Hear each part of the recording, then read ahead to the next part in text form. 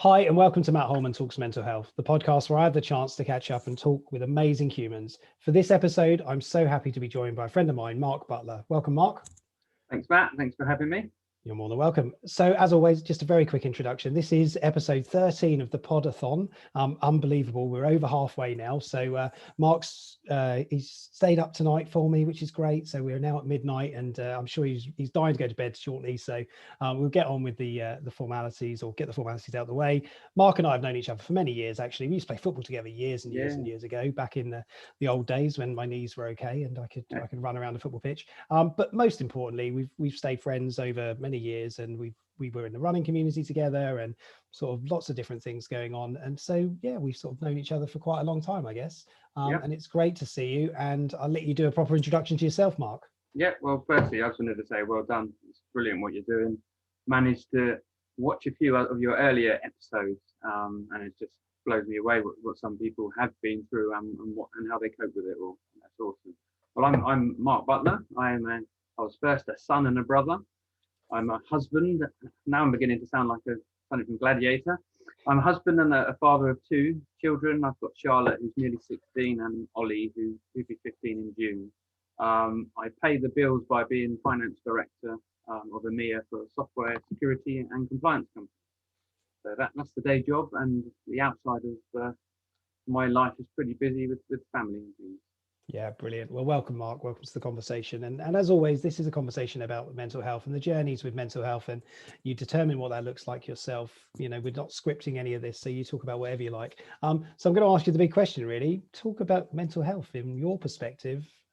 Yeah. I mean, I've listened to some of the earlier ones, so I've probably got a bit of an advantage to some. I was just blown away. I mean, thankfully, I was born into a wonderful family. Got an awesome mum and dad, and a bit of a cheeky rascal of a brother, but he's great, and we had a lovely upbringing. So I feel privileged to have had that, when I've heard some of the stories and things that other people have gone through. So mental health wise, tick, brought up well, everything going really well in my life. But I somehow ended up as an accountant, which I'm not quite sure how that happened. I said the first GCSE I did that made complete sense. And I said I would do that till I figured out what it was I wanted to do. So clearly I'm still trying to figure that one out. I would say by nature I'm a protector. I like to try and shield other people from things, which, I mean, being finance director, comes with a lot of stress, but you do get paid to take that stress, and therefore I try and shield as much of that from my team as I can. So I work for an American company, so that can come with its own challenges in the global environment, and a lot of demands on a UK time zone. So I will try and shield my team from as much of that sort of thing as I can, those complications. And with your family, it's by nature you try and protect your family. So I would say, one of the biggest things with mental health for me is knowing when to look in the mirror and make sure you're okay yourself, because you spend your whole life making sure everybody else is okay. And then occasionally you walk past the mirror and you're like, oh, who's that guy? Are you okay? And on the whole, yes. I mean, work can be very tough at times. I've been with the same company in different guises for 15 years in January. Okay. It's been through several mergers, acquisitions, and that sort of thing. And I'm still there. It's been, because of that, it's been like several different jobs. But it comes with stresses and pressures when you get a new owner in and they want to change everything around, and you have to sort of help support what they want to achieve with the newly merged business and all that sort of thing. And again, you just cope, I think. And as we said, we both part of the running club. I use exercise as a way to relieve myself of a hectic day. So you come home from work, if you've had a stressful day, last thing you feel like doing is going running, but you know full well that if you push yourself out the door, by the time you come back, you'll be feeling a lot better. So that's one of my go-tos when I'm feeling a bit low. Yeah. But I'd say for my personal mental health journey, this last 10 and a half months has been the hardest. Yep. So just to go into that into more detail, I mean, week 1 of the first lockdown back in March, my super fit, super healthy, beautiful wife Danielle was diagnosed with invasive breast cancer, and we found that out. We found the lump on the first Monday of the first lockdown. I found the lump actually. Sorry, kids, if you happen to stumble across that, but that's an important point that there's another message here about checking yourself. And if you notice something different, you need to be, stand up and say something, because you don't want to ignore these things, because if you get to the bottom of it, you can do something about it. We've got more chance to do something about it. So week 1 of lockdown, we found this. Thankfully, Danielle, my wife, works for Compassion, the children's charity, and she has private medical cover.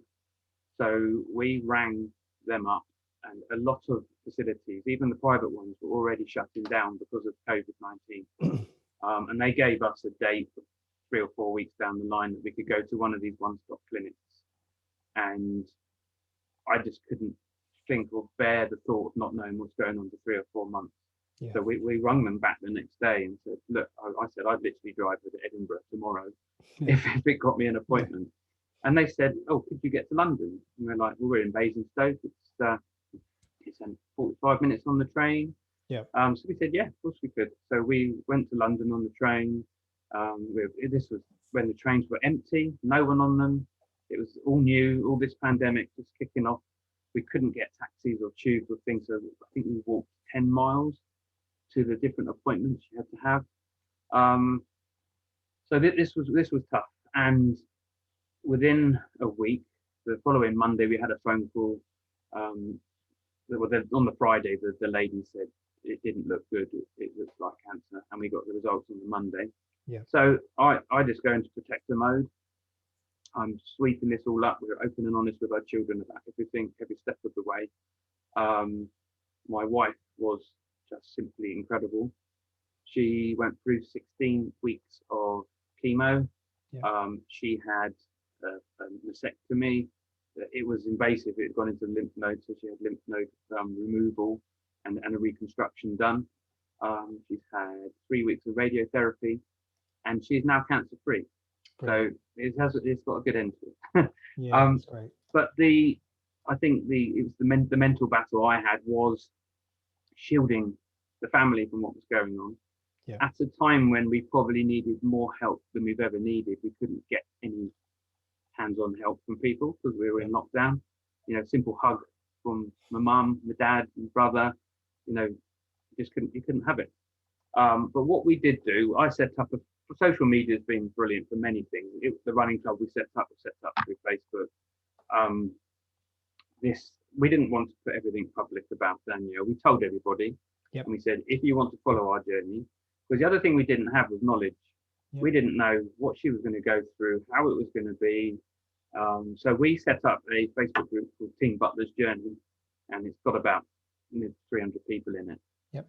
Simply because if someone else goes through this, they can go and read back through what we went through, what the journey is going to look like, and the sorts of things that you're going to come up against. And within that group, we did get sort of virtual help. So there was a day that we'd run out of lemons, and that's a disaster. I remember because that, yeah. when Danielle likes a lemon water in the morning. When you're going through chemotherapy, you can get really cranky, feel nauseous, and she needs lemons. Yeah. So I put a little post on that. Come down to the front door in the morning, open the door, and there's a pile of lemons on our doorstep. Amazing. Same thing when she ran out of Anadin extras. The local co-op run out. Came down in the morning. Must have been a dozen boxes on our doorstep. So the people were great remotely, bringing meals round, supporting us in those sorts of ways. So I guess I was just head down, all sorts of things go through your head when I'm sat in a room with my wife and she's told that she's got invasive cancer and it didn't look good. Those were the words, and so lots of people, you hear the word cancer, you think the word death immediately. Yep. And I'm like, I can't do this on my own. We're a team, we're a team, the dream team, But the biggest thing you need to get is knowledge. Yep. And after we'd had our consultation, this wonderful Irish nurse said, "Do you want to come and chat about this?" And I'll unpack it all.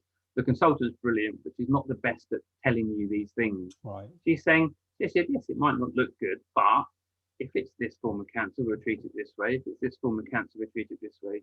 And you come out with a bit of hope, and that's so important. Otherwise, you can go into a very dark place. Yeah. And it did feel at times like you were in a tunnel, but keeping that light and the hope at the end of it, it just gets you through. So yeah, that was the toughest thing for me. And it got to the point where I was in lockdown, dealing with what my wife was going through, trying to be as supportive as I can, wishing that I could take it all away from her. It's a bit like, it's a completely different, but a bit like when your wife's pregnant, you feel absolutely useless most of the time. Yeah. You do everything you can to help them. And sometimes there isn't a right or wrong answer to a question they ask you, because they're just, the hormones can be all over the place. Yeah. And it's the same, to that extent of walking through the cancer. So I was in protector mode for probably the first 3 or 4 months of it. Yeah. Then when we went to do her first chemo, we had to drive to London for her to have her first chemo. And everything was shut. Everything was locked down. I wasn't even allowed to go in there with her. And another thing, I had no idea how long these things take. So we were there 5 or 6 hours. We'd both been training for marathons to run in April, and my wife had run 21, 22 miles the week before we found the lumps. Yeah. So she was doing incredibly well considering. Yeah. So I had all my marathon training in me. I had 6 hours to kill. So while she was doing her first chemo, I actually ran a virtual marathon in Regent's Park, running laps of the outside road. So after her chemo, we met up, and I was in a worse state than her. So that's it was tough, but I use my exercise as a distraction, and it's good for you, right? Yeah. But then I went 3 or 4 months where I don't think I'd put my running shoes on, because I was just in protector mode, looking after the family, and I started to feel really, really low, really low. Every week seemed the same, work seemed the same every week, and I was like, you need to get out and start doing some exercise. So I set myself a target, just getting out and doing 5K a day. Yeah. And it made such a difference. And then I saw the Race to the Stones ultra marathon was offering it as a virtual event where you could do it in a week. Okay. And I thought 100K, that's a long way, but I signed up for it, because if I sign up for something, it makes me do it. Yep. So I upped the challenge. I made myself do it weekdays, so I had 5 days to do it. And I ran that, and it really helped lift my spirits, and my mental health battery was topped up. But then I got on a bit of a roll, and did the 100-mile Ride London bike ride. I'd never done a bike ride before, and in a space of about 30 days, with some help of some friends, they got me on a bike and gave me some tips, and I did the 100-mile bike ride. Yeah. And then the final event we did of the year was the virtual London Marathon, which Danielle was supposed to be running. She'd got a good age time to do that. And because she couldn't run it, I felt one of us should be bringing that medal home. So I trained again. I trained for 30 days to run a marathon. So my fitness was nothing, everything, nothing, everything, nothing, everything. But it just helped so much to boost everything. Yeah. Just top yourself. And I started feeling better in myself. My well-being improved, which meant I was able to be a better protector and supporter for the wife and the kids. Brilliant. Wow, that's been a bit of a journey for you then for the last months, hasn't it? Yeah. I mean, it's horrific. Yeah. It is horrific, and the stats around cancer are scary. That most people, unfortunately, will probably know somebody at some stage that has to go through something. So, my wife and I, part of our journey was to raise awareness of what you might have to go through and give people hope, because it's not all doom and gloom. There's a lot more they can do now, and they can pull you through the other side. So she's now cancer-free, but she's doing chemotherapy tablets, which are preventative. Right. And there's another one, all these something, or something that she can. I think she might have to take for about 10 years, but it's all just preventative, because they analyse what could be triggering it and try and eliminate that type of hormone and things like that. Wow. Yeah, and it's an incredible story, and I'm so pleased to hear that Danielle's cancer free, and we keep our hope that it never comes back again, and and all these things. And I think that's something really important in there that you said a few times, was this hope element. Never giving up hope, and never sort of just conceding to the absolutely. the I mean, dark side. I'm a Christian. Yeah. I'll be quite open and honest about that. I became a Christian the second I held my daughter in my hands, Right. because I thought, okay, I'm good, but I'm not this good. Where have you come from? Right. And I went on quite a journey with that, to the point that, it's for me, that gives me hope. In the darkness of this diagnosis, it gave me hope. And it also gave me another mechanism to cope.